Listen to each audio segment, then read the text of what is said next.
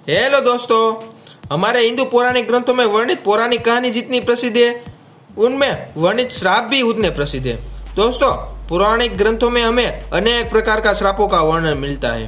हर श्राप के पीछे कोई ना कोई कहानी जरूर मिलती है। तो हेलो दोस्तों, ग्रंथों की बातों में आपका हार्दिक स्वागत है। आपको इस वीडियो अच्छी लगे तो लाइक करना, शेयर करना और सब्सक्राइब करना हमारी चैनल को। तो दोस्तों, आज के इस वीडियो में हम आपको हिंदू ग्रंथों में उल्लेखित 12 ऐसे प्रसिद्ध श्राप और उसके पीछे छुपे रहस्य की चर्चा करेंगे। इस श्राप के बारे में शायद ही कुछ कम लोग ने जाना होगा। तो चलो मित्रों, शुरू करते हैं इस वीडियो को और देखते हैं पौराणिक काल के सबसे महत्वपूर्ण और सबसे भयानक श्राप की जानकारी। सबसे पहले बात करेंगे युधिष्ठिर का स्त्री जाति को श्राप। दोस्तों, महाभारत के शांतिपूर्व अनुसार युद्ध समाप्त होने के बाद जब कुंती ने युधिष्ठिर को बताया कि कर्ण तुम्हारा बड़ा भाई था, तो पांडव को बहुत दुख हुआ। तब युधिष्ठिर ने विधि विधान पूर्वक कर्ण का भी अंतिम संस्कार किया।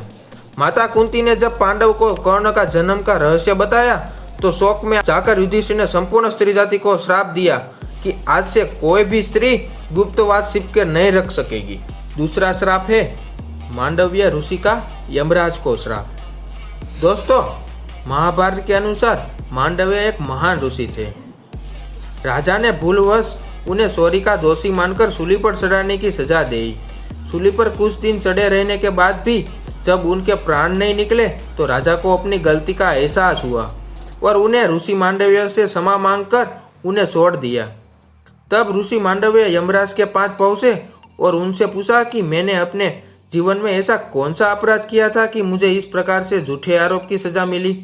तब यमराज ने बताया कि जब आप 12 वर्ष के थे, तब आपने एक तितली को पूंछ में सूख चुबो दी थी। उसी के फलस्वरूप आपको एक कष्ट सहना पड़ा।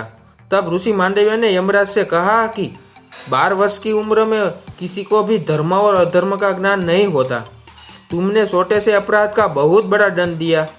इसी चलते मैं तुम्हें श्राप देता हूँ कि तुम्हें शुद्ध योनि में दासी के पुत्र में जन्म लेना पड़ेगा।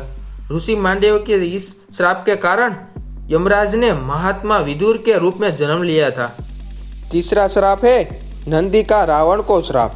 दोस्तों, वाल्मीकि रामायण के अनुसार एक बार रावण भगवान शिव शंकर को मिलने कैलाश गया। वहां उसने नंदी को देखकर उनके स्वरूप की हंसी उड़ाई और उन्हें बंदर के समान मुख वाला कहा। तब नंदी ने रावण को श्राप दिया कि बंदरों के कारण ही तेरा एक दिन सर्वनाश होगा। और चौथा श्राप है उर्वशी का अर्जुन को श्राप। दोस्तों, महाभारत के युद्ध से पहले जब अर्जुन दिव्य अस्त्र प्राप्त करने के लिए स्वर्ग गए, तो वहाँ स्वर्ग की सबसे सुंदर अप्सरा उर्वशी उन पर मोहित हो गई। यह देखकर अर्जुन ने उन्हें अपनी माता के समान बताया। यह सुनकर उर्वशी ने क्रोधित होकर अर्जुन को श्राप दिया कि तुम नापुसंक के भांति बात कर रहे हो, इसलिए तुम नापुसंक हो जाओगे और तुम्हें स्त्रियों में नतक बनकर रहना पड़ेगा। यह बात जब अर्जुन ने राज इंद्र को बताई, तो उन्होंने कहा कि अज्ञातवास के दौरान यह श्राप तुम्हारी मदद करेगा और तुम्हें कोई पहचान नहीं पाएगा। पांचवा श्राप है ऋषि श्रृंगी का परीक्षित को श्राप। दोस्तों, पांडव के स्वर्गवान के बाद अभिमन्यु के पुत्र परीक्षित ने शासन किया। उसके राज्य में सभी सुखी और संपन्न थे। एक बार राजा परीक्षित शिकार खेलते खेलते बहुत दूर निकल गए। तब उनके वहाँ समीक नाम के ऋषि दिखाई दिए, जो मौन अवस्था में थे। राजा परीक्षित ने उनसे बात करनी चाहिए, लेकिन ध्यान में होने के कारण ऋषि ने उनका कोई जवाब नहीं दिया। यह देखकर राजा परीक्षित बहुत क्रोधित हुए और उन्हें एक मरा हुआ सांप उठाकर ऋषि के गले में डाल दिया। यह बात जब समीक ऋषि के पुत्र श्रृंगी को पता चली, तब उन्होंने श्राप दे दिया। आज से 7 दिन बाद तक्षक नागराज राजा परीक्षित को डस लेगा, उससे उसकी मृत्यु हो जाएगी। राजा आरण्य का रावण को श्राप।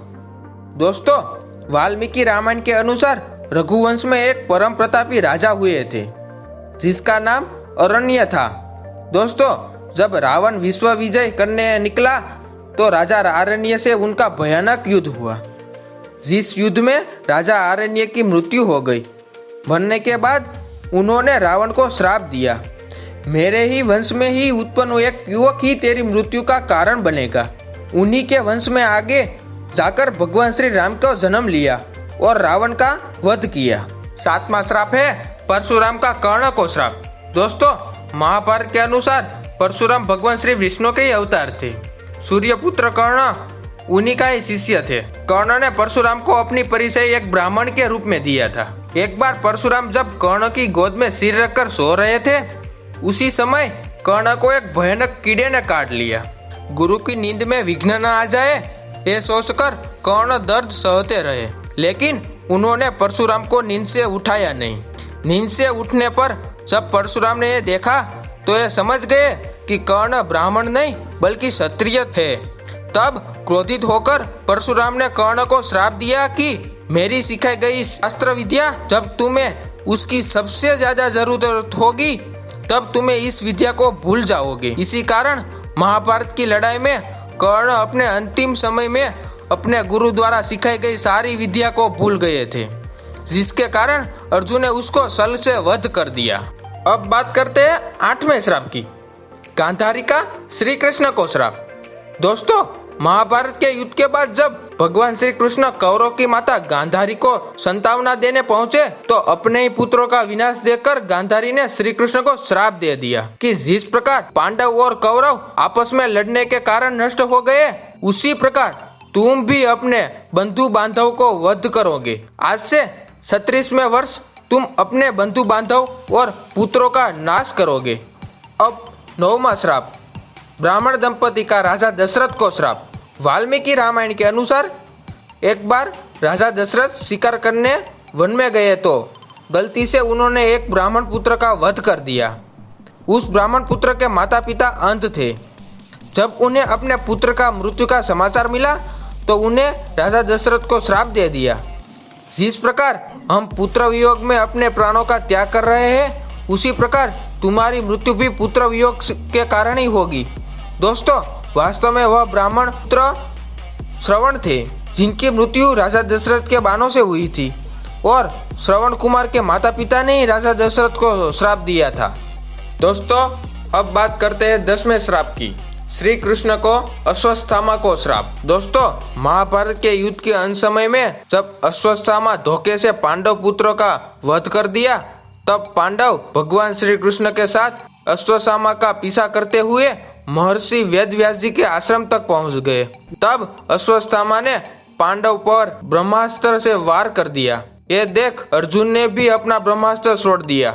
महर्षि वेदव्यास जी ने दोनों अस्त्रों को टकराने से रोक लिया और अश्वत्थामा और अर्जुन से अपने अपने ब्रह्मास्त्र वापस लेने को कहा।